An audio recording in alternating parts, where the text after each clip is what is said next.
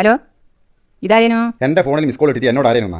Miss കോളല്ലേ ഇട്ടത്, അല്ലാണ്ട് missile ഒന്നല്ലോ. ഇതുപോലത്തെ സംസ്കാരമില്ലാത്ത വർത്താനം എന്നോട് പറയട്ടോ. ഇമാതിരി കൂതറ വർത്താനോ ഇനി എന്നോടും പറയാറ്. നിങ്ങൾ ആരാന്ന് പറഞ്ഞല്ലേ? ഞാൻ ആരായാലും എനിക്കെന്താടോ തന്തേ? നിങ്ങൾ പെണ്ണുങ്ങളായോട് എന്റെ വായിൽ തോന്നിയാസ് ഞാൻ പറയുന്നില്ല.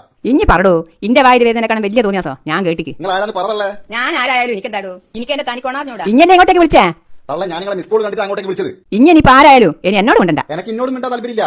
എന്നാ പിന്നെ ഫോൺ വെച്ച് പോടോ. നീ പോയി പോടാ. പോയി. എടാ ബിലാലേ, എന്താ അച്ഛമ്മ? എടാ ബിലാലേ, ഈ നമ്പർ ഒന്ന് പരിചയം നോക്കിയാ. ഈ നമ്പറിൽ ഞാൻ നേരത്തെ വിളിച്ചിരിക്കുന്ന ഈ കൂതറ പറയുന്നത്. ഇത് മാച്ചാച്ചന്റെ നമ്പറാണല്ലോ. ഏത്? എന്റെ അമ്മേന്റെ അച്ഛന്റെ ഉദയേട്ടന്റെ.